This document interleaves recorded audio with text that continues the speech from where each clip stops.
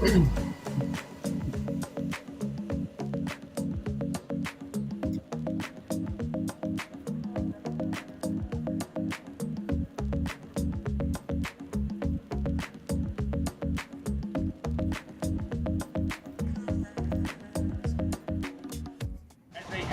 it comes to horse racing, you can never have too much information. With Twin Spires, you can place your bets with confidence. Whether you use handicapping insights like our Brisnet speed ratings, prime power and past performances, the guidance of our experts' top picks, or just choose a name that catches your eye. Yes! No matter how you pick your horse, bet with Twin Spires. And now you can race to victory with Twin Spires tournaments. It's the Twin Spires Racing Roundtable. I'm Ashley Anderson here with James Scully and Vance Hansen. We'll be covering a whole lot of Breeders' Cup prep action from over the weekend. We had Del Mar and Saratoga hosting Breeders' Cup preps, and we'll also talk some performances that caught our eye from over the weekend.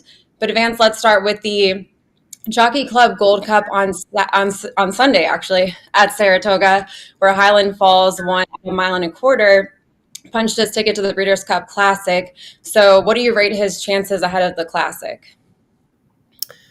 Well, Highland Falls perhaps was born to win a Breeders' Cup race to start with. He is by Curlin, who won the Breeders' Cup Classic in 2007. His dam was Round Pond, who won the Breeders' Cup Distaff at Churchill Downs, I think maybe the year before that. So, but I think what it seems he and the rest of what constitutes the older male division on dirt, I think is going to need a massive step forward to topple many of the better 3-year-olds pointing for the race. Highland Falls' victory in the Gold Cup was to an extent a tactical success. Arthur's Ride, the Whitney winner, was the fastest horse on paper, literally and figuratively. He didn't really use that speed to his best effect on Sunday like he did in the Whitney.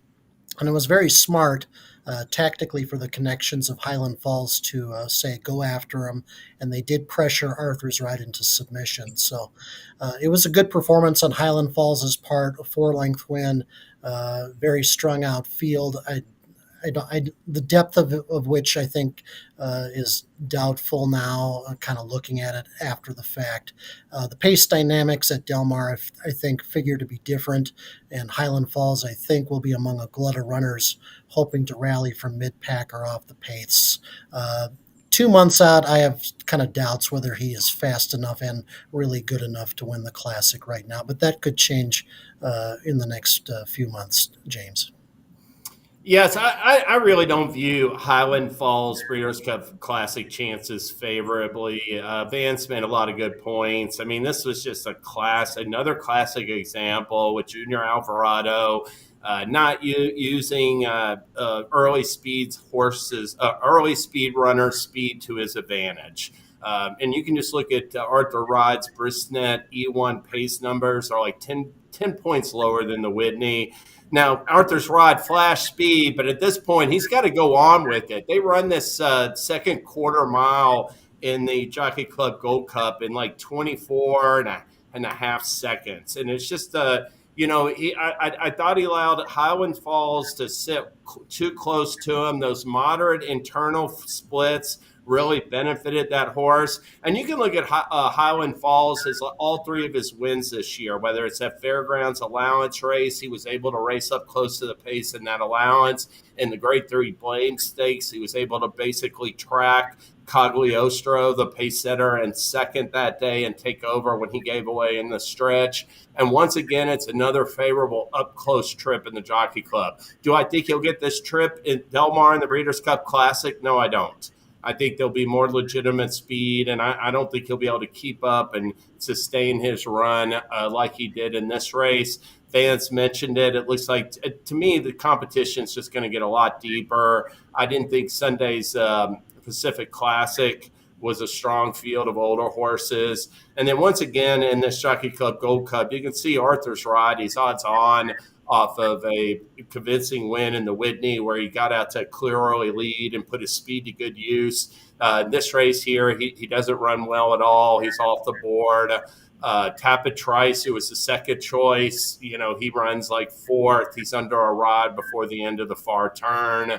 And we have a horse, Pyrenees, who comes running late for second, and Disarm gets up for third. But it's tough to envision that the Jockey Club Gold Cup this year will have a serious impact. As far as Highland Falls, to his credit, I do think a mile and a quarter distance, Ashley and Vance, is his best trip. So I wouldn't count out a potential like minor award, but that would be the best case scenario. And I don't view his win chances favorably at all in the Breeders' Cup Classic.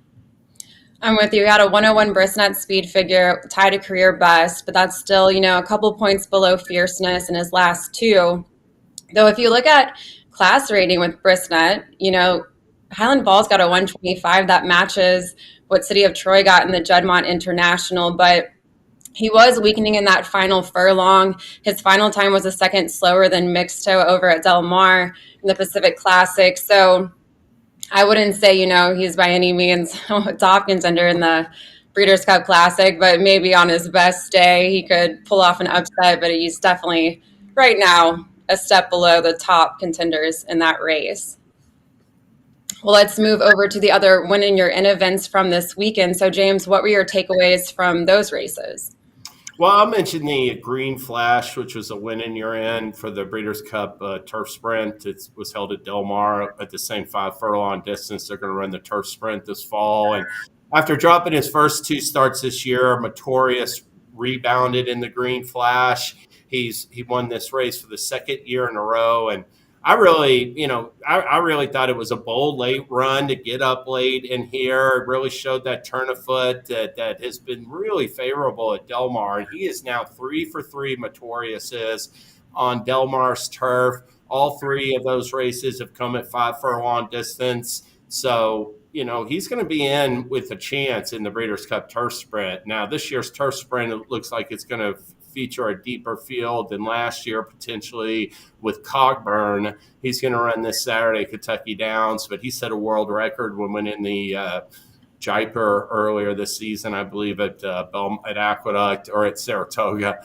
And he's going to be the horse to beat in that turf sprint if he runs well this Saturday. But Matorius is going to be in with a chance. He was actually favored in last year's Breeders' Cup turf sprint at Santa Anita, but he doesn't run as well. He lost his last 2 starts at Santa Anita, didn't have the cleanest trip last year. And like I said, he's just way better at Del Mar. So he's going to be he's going to be a contender for Phil D'Amato. He runs well fresh, and he's going to train up to the Breeders' Cup Turf Sprint off of Saturday's win in the Green Flash. Vance. Yeah, I agree with you that the Green Flash was probably the most important of the win in your ins this week, and based on who won. Matorius, as you said, 3 for 3 now over 5 furlongs on the Del Mar turf. As you said, beaten favorite in the race at Santa Anita last year, and Cogburn perhaps is too dominant a division leader for him to topple, all things being equal, and I would probably believe that whether Cogburn wins this weekend at Kentucky Downs or not. Cogburn actually didn't win at Kentucky Downs when he tried that race last year, so he's going to be a formidable foe for Matorius, but of all the other win in year in races this past weekend, I think the Green Flash probably has the best chance of producing a Breeders' Cup winner. Some of the other races that were win in year in races over the weekend were not very substantive. The Pacific Classic was one of the weakest renewals in race history and was won by a horse still eligible for his entry-level allowance condition. And if not for the fact that Del Mar is firmly in the Breeders' Cup site rotation, the Del Mar handicap, which is 1 3/8 miles on the turf, arguably wouldn't even be a win in your in for the turf, given its grade 2 status and its relatively modest purse. And then the other race, Breeders' Cup win in your in on the weekend, was the Flower Bowl at Saratoga. And Idea Generation for Chad Brown stole this race wire to wire over soft ground. And she may not even go for the filly and mare turf because Brown said after the race that this filly really needs needs to be a lone speed situation for her to excel at, and soft ground. Neither of those circumstances are going to be likely at Del Mar, so she may pass the race altogether. And if there's one horse to take out of the Flower Bowl, it would likely be runner-up Warlike Goddess. She might still be good enough to get a piece of the purse at the Breeders' Cup Filly and Mare Turf, even at the advanced age of 7. But otherwise, outside the Jockey Club Gold, or outside the Green Flash, I should say the Win and You're In races failed to kind of deliver this weekend, in my opinion, Ashley. I'm with you. We had, the scratch of Adair Manor really changed everything with the Pacific Classic. And then really the Del Mar handicap was kind of what I was going to talk about with Gold Phoenix winning the 3rd straight year. But going up in the Breeders' Cup Turf, facing Aidan O'Brien, a 7-time winner, you've got all these Charlie Appleby runners. I just don't think he's really got much of a chance in the Breeders' Cup Turf. So really, it's notorious for Phil D'Amato. He had a great weekend. Phil D'Amato had a great weekend at Del Mar, and he actually won the Del Mar handicap. This was the 9th time in 11 years. So he's dominated that race pretty much over the last decade. But really, Notorious is, of all the horses this week that got, a berth to the Breeders' Cup, that's probably the one that has the best chance of any that we saw this weekend, aside from maybe Warlike Goddess, as you mentioned. But I do think, she's probably a step behind previous seasons. She's run well at 1.375 miles, but I think 1.5 miles is her best distance. But I do think she'd be better suited with going with the Philly Mare Turf at 1.375 miles. So be interested to see what. Because she's done the Breeders' Cup Turf the last 2 seasons, but does it seem like she's going to go Philly and Mare Turf? I just think the competition might, with the competition might be a better option in terms of, where to spot her. But the distance has always been the determining factor before. So Mott's got a decision to make, but, you got to figure that's probably going to be her final career start. Then she's going to finally head to the breeding shed. Well, we had some other stakes action this past weekend. So, Vance, what caught your eye? Well, the Hopeful Stakes on Monday, the closing day feature at Saratoga. The winner was Chancer McPatrick, now 2 for 2 for trainer Chad Brown. And this colt showed a lot of innate class to overcome a lot of trouble. He hit the gate at the start for 1, and then he severely bumped a rival a few steps later. And all of this affected jockey Flavian Pratt, too, because he briefly lost his iron. The two of them finally recovered quickly and were certainly aided by the fast pace set in the Hopeful by Smokin' Wicked, the Louisiana bred, who I thought ran one of the better races in the Hopeful, but appears to be a bit distance limited in the long term. Ferocious was the odds-on favorite in the Hopeful. He was the darling of the bettors here off a big maiden win earlier in the meet. He did seem to lose a little bit of focus in upper stretch before getting involved again in the latter stages, and he ran Chancer McPatrick to a half-length defeat there. And then Chad Brown had another horse in here, Incentive Play, who tried to make a rally up the inside in deep stretch. Kind of hung a little bit, didn't quite have the kick as the top 2 finishers, but he ran a nice race for 3rd as well. So I thought this was a pretty decent edition of the Hopeful. Chancer McPatrick and Incentive Play, both trained by Chad Brown. He's going to be looking at the Champagne and the Breeders' Futurity for both of these horses. I suppose one will go in one race and the other will go in the other one. So Chancer McPatrick off this nice win is one of the favorites for the Breeders' Cup Juvenile now. I would remain a bit cautious, though, because of his deep closing running style. It's not always the most effective one to have, especially when stretching out the 2 turns. And his stablemate Sierra Leone could certainly tell him about something like that, James. Yeah, one thing though about him, a lot of times and he'll have to prove himself at 2 turns. I mean, despite pedigree, sometimes these horses aren't like longer distance types. But Chancer McPatrick is bred for longer. I mean, his dam was a graded stakes winning 2-turn type. His lone sibling to race was a 2-turn type. So with McKenzie on top, who got some speed, he ran 2nd in the Breeders' Cup Classic himself, and then all the stamina on the female side. Chancer McPatrick looks pretty good for longer distances based on pedigree. I thought that was – I did think Ferocious. It looked like he was languishing in mid-stretch and was going nowhere. And when Chancer McPatrick ran past him, he seemingly just like – latched onto the back of his saddle and came with a good late run. But all three of the top three finishers in the hopeful were all impressive maiden winners, I thought, earlier in the meet. So I did think that the quality was pretty solid in that field. For my what else, I'm going to turn to the Arkansas. I'm going to turn to Muth, who made his first start since winning the Arkansas Derby back in late March. He returned with a victory in Sunday's Shared Belief Stakes at Del Mar. I will say this, he came under a rod leaving the far turn to fend off a challenger and continued to be pretty hard ridden to the wire to win by 2 lengths. But, he had every right to need a race off the layoff. That wasn't, coming back at a 2-turn mile stakes like that isn't always easy. And he could continue to move forward off that performance. He's going to head to the $1 million California Crown that used to be the Awesome Again. It's on September 28th. That race a 1.8 miles, and with a strong showing there, Muth will just add his name to the roster of 3-year-old contenders for the Breeders' Cup Classic. So a solid comeback effort. I think he'll keep progressing upon it, and we'll see if he does so in late September. I'll also mention for Del Mar, Hope Road. This is a filly that ran against Tamara last year a couple times, was winless from 3 starts. She got transferred to Bob Baffert this year. She broke her maiden by 5, won an entry-level allowance by 5, both races at 6 furlongs.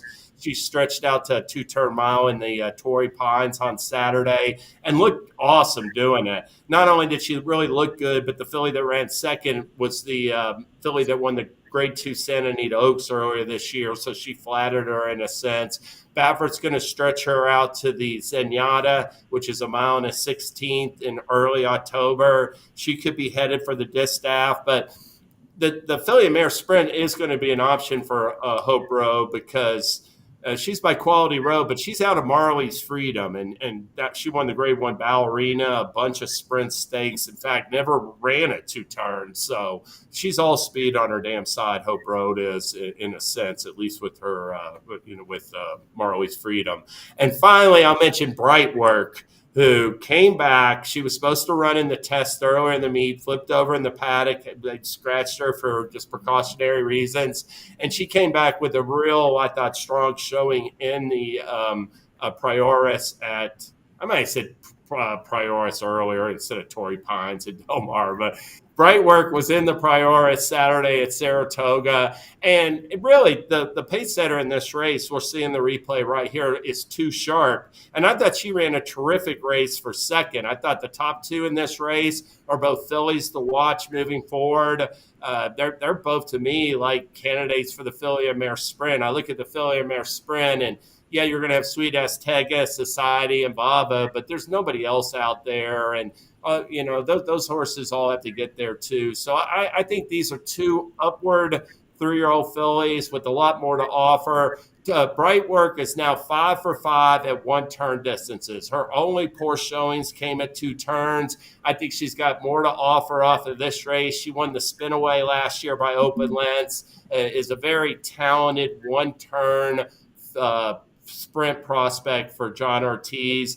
And like I said, the runner-up, Too Sharp, who was odds-on for Phil Bauer, had just broken her maiden by 11.5 lengths in her second start. She's another filly seemingly with a bright future. So I thought this was a real strong running of the Prioris on Saturday by 2 fillies that are in with the chance for the filly and mare sprint this fall.